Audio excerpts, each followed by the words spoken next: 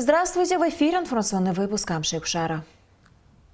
Сегодня в программе обсуждались вопросы исполнения судебных решений. Президент провел совещание с руководителями силовых ведомств Абхазии. Автобусы-интернату правительство приобрело и передало транспорт в дар Сухумскому лицею. Пресс-показ 7 новелл Михаила Лакарба. Анонс одного из самых ожидаемых событий в Росдраме. Президент Республики Абхазия Рауль Хаджимба провел совещание с руководителями силовых ведомств. Обсуждались, в частности, вопросы исполнения судебных решений в отношении незаконных объектов на территории Пицунда-Мюсерского заповедника. Решением Гагарского районного суда исковые требования прокурора Гагарского района в отношении Даура Хутаба о признании его строения самовольной постройкой и ее сносе были удовлетворены. Хутаба подал надзорную жалобу в Президиум Верховного суда. В результате ее рассмотрения по решению Верховного суда было отказано в удовлетворении данной надзорной жалобы. Президент поручил всем профильным ведомствам, включая службу судебных исполнителей, МВД, СБ, СГБ, под руководством премьер-министра предпринять все необходимые меры для реализации данного судебного решения в короткие сроки. Глава государства также поручил Генеральной прокуратуре и службе судебных исполнителей скоординировать работу по возврату кредитных средств, взятых в Сбербанке Республики Абхазия. Генеральный прокурор доложил президенту о том, что материалы по уголовным делам об убийстве российского туриста Кабанова, нападении на пожилых супругов в районе Маяка и убийстве одного из них и изнасиловании несовершеннолетней в селе Нижняя Эшера в течение месяца будут переданы в суд. Генеральный прокурор доложил о ходе расследования по убийству Павла Арзенба, а также по факту похищения гражданина Турции в Очимчире. Президент поручил профильным ведомствам регулярно докладывать о промежуточных результатах расследования по данным уголовным делам. Об этом сообщает пресс-секретарь президента Наала Авицба. 26 февраля президент Республики Абхазия Рауль Хаджимба подписал указ о назначении Сеченава Геннадия Калистратовича главой администрации Гагарского района. Другим указом в этот же день президент назначил Смыр Валерия Александровича главой администрации Сухумского района. В Абхазии появится национальная система обеспечения безопасности мореплавания. Договор о сотрудничестве в этой сфере был подписан между правительством, Академией наук Абхазии и Государственным научно-исследовательским навигационно-гидрофизическим институтом России. Более подробно в репортаже Ирины Аршпа. В соответствии с подписанным 30 апреля 2009 года соглашением между Абхазией и Россией охрану государственной морской границы Абхазии осуществляют абхазские пограничники совместно с Погрануправлением ФСБ России в Абхазии. И вот еще один важный договор подписан между правительством Абхазии и Государственным научно-исследовательским навигационно-гидрофизическим институтом России. Наиболее значимым пунктом договора является реализация мероприятий по созданию национальной системы обеспечения безопасности мореплавания Республики Абхазия, а также создание условий для долгосрочного и поэтапного развития морской деятельности, развития прибрежно-портовой инфраструктуры, охраны окружающей среды и, самое главное, обеспечения комплексной безопасности средств морского водного транспорта. Подписи по документам поставили вице-премьер Аслан Кобахия, генеральный директор Государственного научно-исследовательского навигационно-гидрофизического института Андрей Изеньков и президент Академии наук Абхазии Зураб Джапуа. Благодаря нашим стратегическим партнерам, благодаря той декларации, которую мы сегодня подписали, запущен механизм, который обязательно в ближайшее время уже на практическую плоскость сядет. К нам будут заходить и корабли, и безопасность мореплавания будет на все 100% обеспечена. Наше сотрудничество сегодня осуществляется в рамках соглашений межгосударственных, где рекомендованы и предписаны научно-исследовательские работы во имя, в данном случае мы говорим о развитии перспективы морского транспорта, развитии, в конечном итоге развития экономики вашей республики. Со своей стороны мы, ученый мир, сделаем все для того, чтобы помочь сформировать нормативную базу для осуществления того направления, во имя чего мы сегодня здесь собрались. Реализация договора даст возможность не только обеспечить безопасность мореплавания, но и решить приоритетные задачи социально-экономического развития Абхазии. И это имеет большое значение для нашей страны. Этот документ является очень важным и для экономики страны, и для ее развития и в политическом и даже в экологическом плане, потому что одной из частей безопасности мореплавания – это обеспечение безопасности морской среды в экологическом плане, обеспечение мореплавания необходимыми гидрометеорологическими данными, мониторинговыми данными по морской среде. Это документ, который включает в себя очень много разных аспектов и по своим результатам будет иметь важное значение для очень многих заинтересованных организаций. Пока на данном этапе речь идет о разработке концепции и плана мероприятий по созданию национальной системы обеспечения безопасности мореплавания Республики Абхазия. Для этого в первую очередь необходимо разработать нормативно-правовую базу в этой сфере и создать специализированную инфраструктуру мореплавания. Ирина Аршба, Алексей Агухава, Абхазское телевидение. В администрации Галского района прошло выездное заседание под председательством вице-премьера Аслана Кубахи, министра юстиции, начальник паспортного управления МВД, глава администрации Галского района, начальник правового управления аппарата Кабинета министров, начальники паспортных отделов и ЗАГСов Учимчирского, Аткварчалского и Галского районов обсудили реализацию поручений президента Абхазии Рауля Хаджимба по паспортизации населения и выдаче бланков вида на жительство. По результатам совещания были намечены меры, которые позволят обеспечить завершение паспортизации населения до 31 декабря 2018 года, а также выдать не менее 5000 бланков видов на жительство до конца марта текущего года. Новый 20-местный микроавтобус появился у Сухумского государственного лицея-интерната. Такой подарок преподнес министр образования и науки Адгур Какоба при содействии премьер-министра Беслана Барцыц. Репортаж Сарисмар.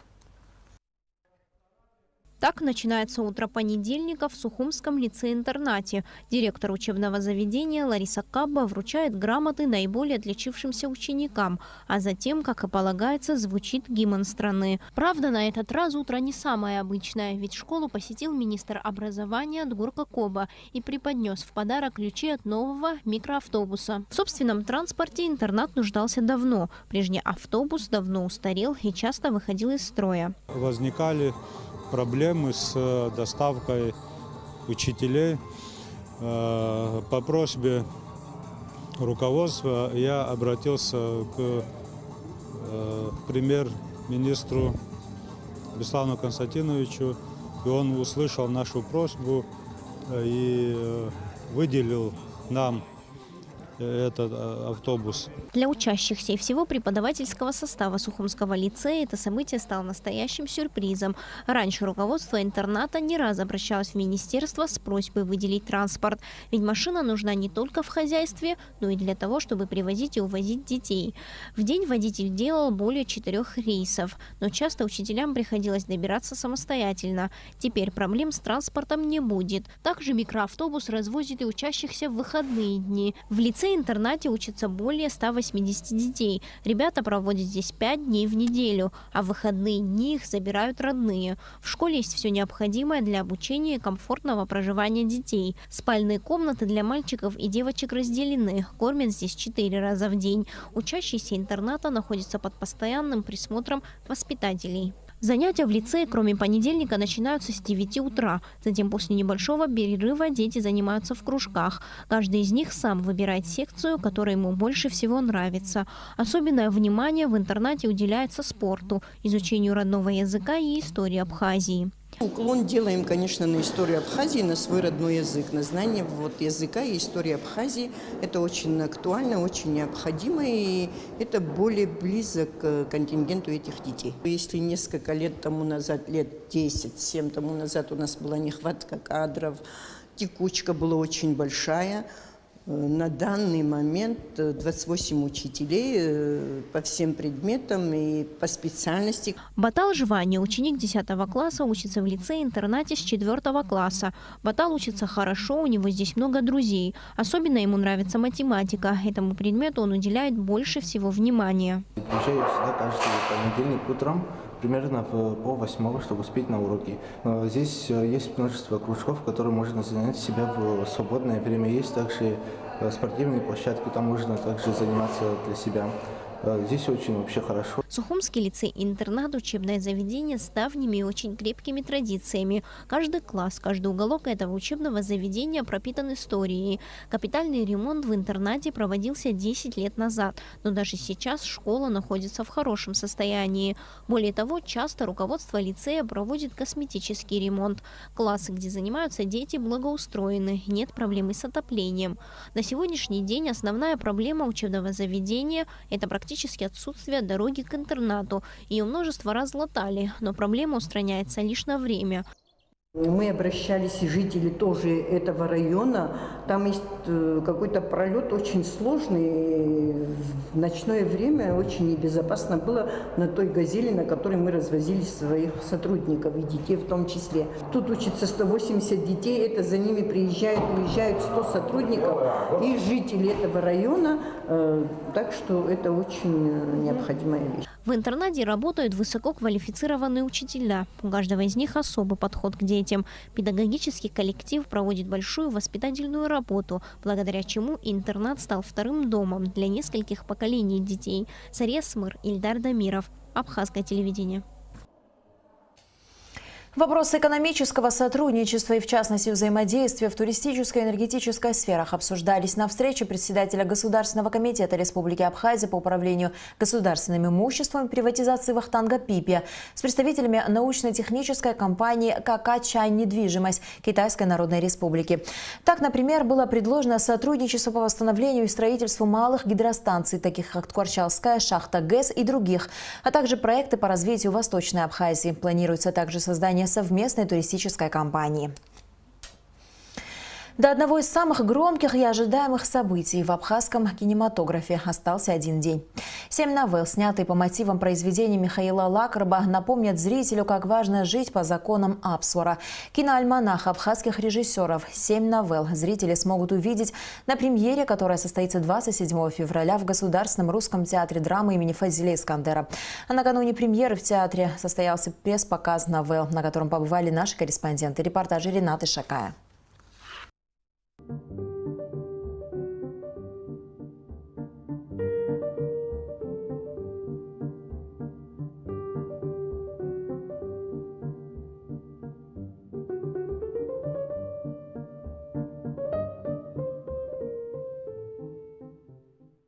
Формат киноальманаха «7 новелл» был инициирован компанией «Амобайл», которая взяла на себя полное финансирование и организацию проекта. У зрителей появится возможность увидеть 7 новелл в короткометражных фильмах на абхазском языке, которые в общей сложности будут длиться более 2,5 часов. Компания «Амобайл» всегда поддерживает проекты, способствующие развитию абхазского языка и культуры в целом. Экранизация 7 новелл Михаила Лакарба – это самый масштабный за весь послевоенный период кинопроект на абхазском языке. При этом в творческий процесс компания «Амобайл» не вмешивалась, дав молодым режиссерам полностью проявить себя. Компания «Амобайл» в этом проекте – это прямая иллюстрация ответственного социального бизнеса.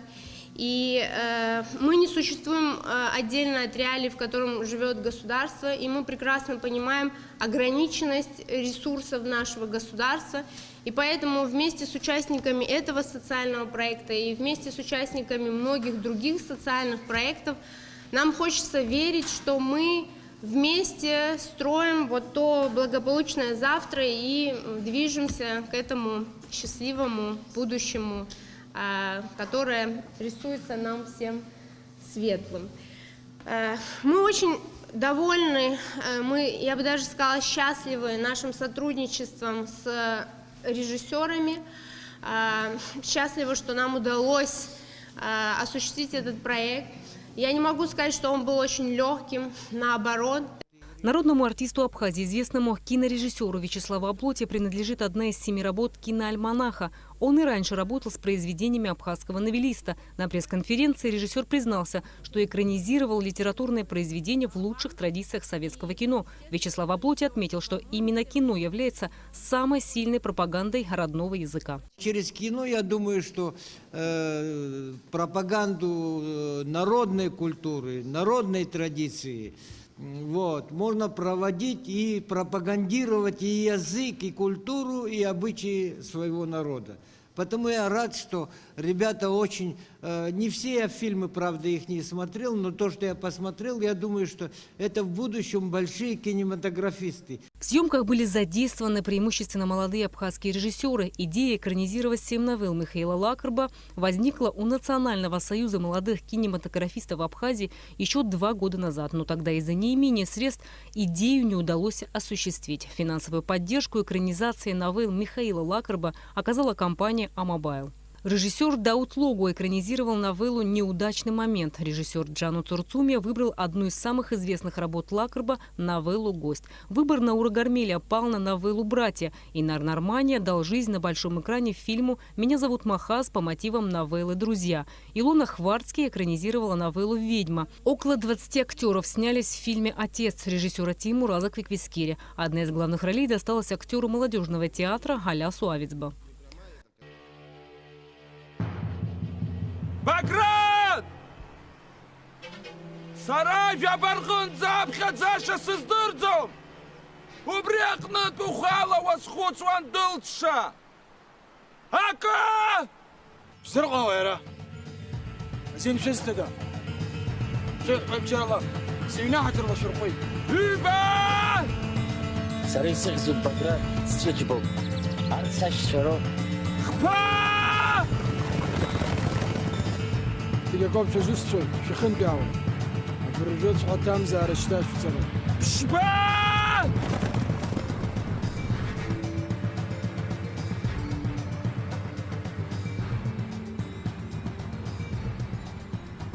Bagrat! Даже в этих новеллах, которые были написаны более полувека назад, тем не менее, каждый режиссер в любом случае вложил нечто свое, то, что его вот на данный момент беспокоит, то, что на данный момент внутри него находится. И это хорошо, когда любой молодой человек может самовыражаться, когда может самовыражаться в том деле, которое он любит, которое он хочет заниматься. Поэтому это хорошо, что у нас вот появилось кино, как в истории культуры Европы после Средневековья была эпоха Возрождения. Вот, может быть, у нас будет такой толчок и будет возрождение абхазской киноиндустрии, кинематографа абхазского. Съемки киноальманаха по новеллам Михаила Лакерба начались в августе 2017 года и завершились в январе нынешнего. Зрители смогут посмотреть все 7 короткометражных фильмов на премьере, которая состоится 27 февраля в Государственном русском театре драмы имени Фазиля Искандера. Рената Шакай, Тимур Гугохи, Абхазское телевидение.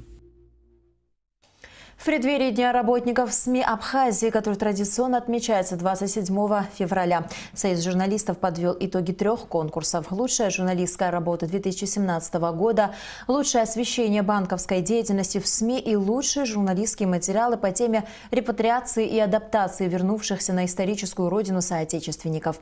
Об итогах конкурса расскажет Алика Трапш. На конкурс принимались материалы, опубликованные на абхазском и русском языках, в республиканских, городских, районных и независимых печатных изданиях, а также прошедшие в эфире на телевидении и радио в 2017 году.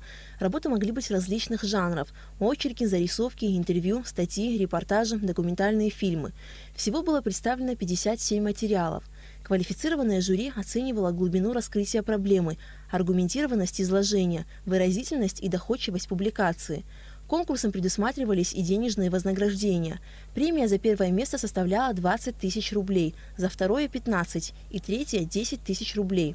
В конкурсе «Лучшая журналистская работа 2017 года» первой премией был удостоен журналист Виталий Амарщин за статью «Если не удастся достичь единства». 2 вторые премии присудили Манане Кокоскер и Дмитрию Габелия. Работы журналистов Лейлы Пащуля, Эсмы Арджени, Анны Гуни и Адгура Гунба отметили 3-й премией конкурса.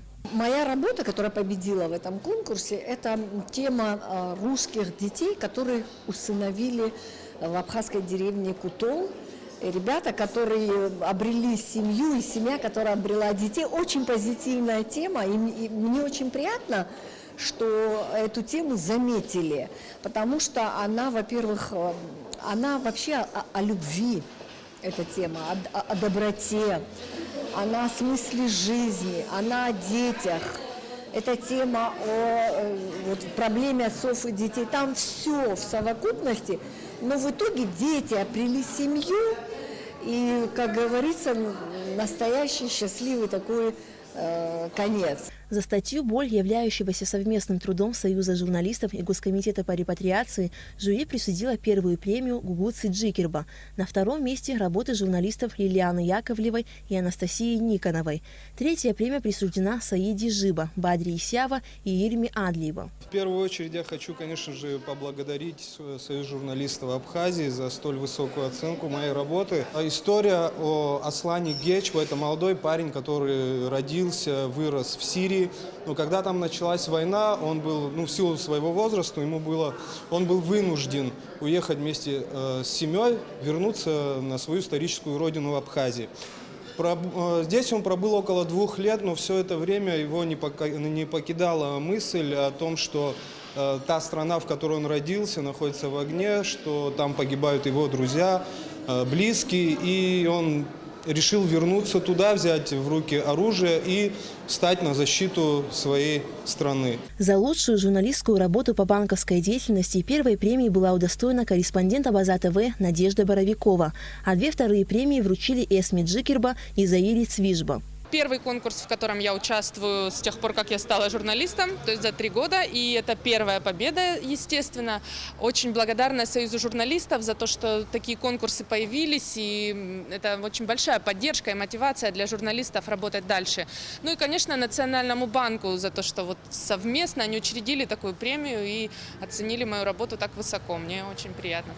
Главная цель конкурса – повышение журналистского мастерства работников СМИ, раскрытие наиболее актуальных тем во всех сферах жизни абхазского общества. Я хотел бы от души поздравить вас, дорогие коллеги, с замечательным профессиональным праздником, пожелать вам счастья, добра, творческих свершений новых. Вы в самые трудные, тяжелые для Абхазии годы отстояли свою позицию нашего народа, нашего государства. Союз журналистов объявил новый конкурс, посвященный 25-летию Дня Победы в Отечественной войне народа Абхазии. Алика Трапш, Алексей Агухава, Абхазское телевидение. Республиканский центр народного творчества имени Корту организует 8-й республиканский фестиваль оркестров народных инструментов Абхерца, который состоится 1 марта в Абхазской государственной филармонии имени Гумба. Как сообщил директор центра Нурик Варча, в этом году фестиваль будет насыщен премьерами. Впервые он пройдет в форме конкурса, а также впервые на абхазской сцене выступят созданный в 2016 году Абхазский государственный оркестр народных инструментов имени Отара Хунцария и знаменитый мастер-изготовитель адыгских народных инструментов Замудин Гучев. В фестивале-конкурсе примут участие 8 детских и взрослых оркестров и вокально-инструментальных ансамблей, среди которых дуэт Замудина Гучева и Дамира Гугова из Адыгеи, ансамбль Абза-Абза из Кабарды и абхазские коллективы Анасып, Абхерца, Абаза. В завершении конкурсной программы состоится гала-концерт участников фестиваля. В завершении выпуска о погоде.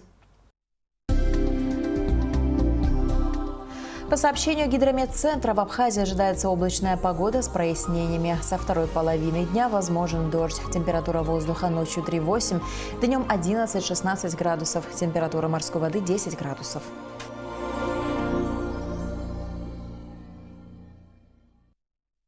На этом наш выпуск завершен. До скорых встреч в эфире.